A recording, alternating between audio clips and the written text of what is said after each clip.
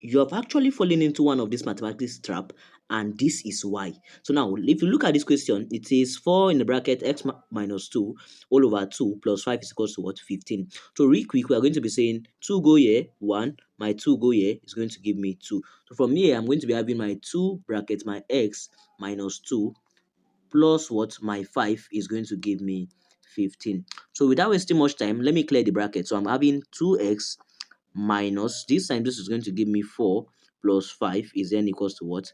15. So from this place, my 2x is then equals to my minus 4 plus 5, which is going to give me my plus 1 is equals to what? 15. So I'll collect like term from this place. My 2s is going to be equals to 15 minus 1, then my 2x is going to be equals to what?